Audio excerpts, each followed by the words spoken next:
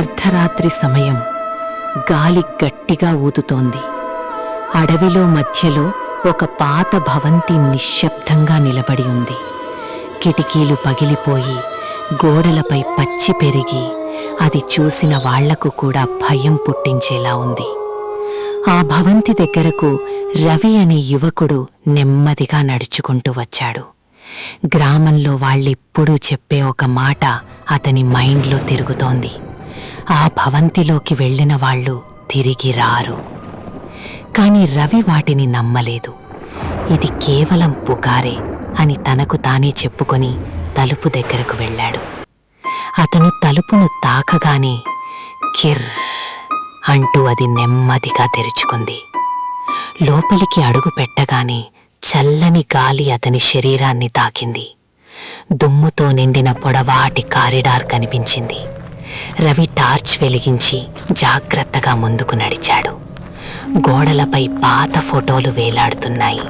వాటిపై చీమల జాలాలు కప్పేశాయి.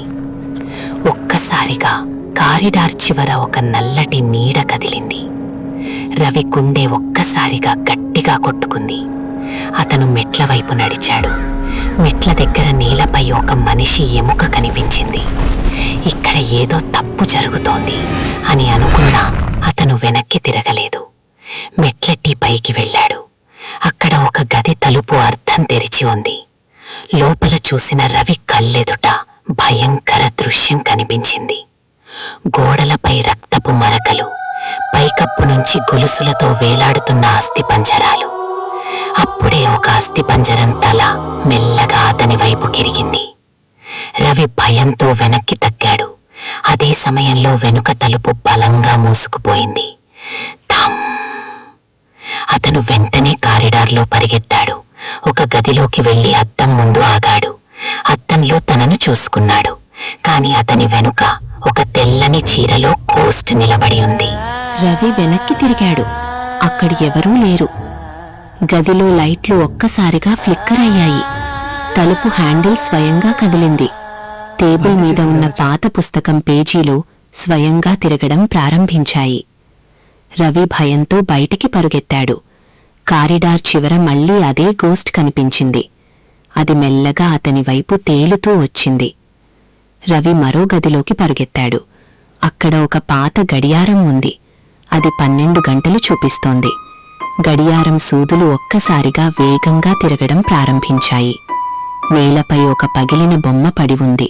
రవి దాన్ని ఎత్తుకున్నాడు. అద్దంలో మళ్లీ చూసినప్పుడు అతని వెనక అదే గోస్ట్ కనిపించింది. ఈసారి అది చాలా దగ్గరగా ఉంది. రవి ఒక్కసారిగా బయటికి పరుగెత్తాడు. చీకటిలో 2 ఎర్ర కళ్ళు మెరుస్తున్నాయి. కిటికీలు గాలి వల్ల బలంగా ఊగుతున్నాయి. అతను భవంతి నుంచి బయటకొచ్చానని అనుకున్నాడు. కాని బయట ఒక పాడైన గ్రామం కనిపించింది. ఎవరూ లేరు. నేలపై రక్తపు చుక్కలు కనిపిస్తున్నాయి.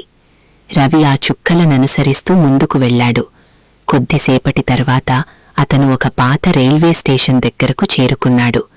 పొగమంచులో ఒక పాత ట్రైన్ కంపార్ట్మెంట్ కనిపించింది. అతను జాగ్రత్తగా లోపలికి వెళ్ళాడు. లోపల ఖాళీగా ఉన్న కుర్చీలు, చీకటి, నిశ్శబ్దం. అప్పుడే ఒక కుర్చీల్లో ఎవరో కూర్చున్నట్టు కనిపించింది. టార్చ్ వెలుగు పడగానే ఒక గోస్ట్ అక్కడ కూర్చుంది. అది మెల్లగా తన తల అతని వైపు తిప్పింది. రవి గట్టిగా అరుస్తూ బయటికి పరిగెత్తాడు. అప్పుడే అతని ముందు ఒక అస్థిపంజరం నడుస్తూ వచ్చింది. గోడలపై భయంకర నీడలు కదులుతున్నాయి. వెనుక నుంచి ఆ గోస్ట్ మళ్లీ అతని వైపు వస్తోంది. రవి ఎక్కడికైనా పారిపోవాలని పరుగెత్తాడు. పరుగెత్తుతూ ఒక్కసారిగా ఆగిపోయాడు. అతను మళ్లీ అదే పాత భవంతి ముందు నిలబడి ఉన్నాడు. తలుపు మెల్లగా తెరుచుకుంది. కిటికీలో ఆ గోస్ట్ నిలబడి ఉంది, అతని వైపు చూస్తూ. అప్పుడు రవికి అర్థమైంది, అతను ఎక్కడికి వెళ్ళలేదు. ఆ భవంతి అతన్ని విడిచిపెట్టలేదు. ఆ రాత్రి నుంచి ఆ భవంతిలో మరో ఆత్మ చేరింది. ఇంకా ఎవరో వచ్చే వరకు ఎదురుచూస్తూ.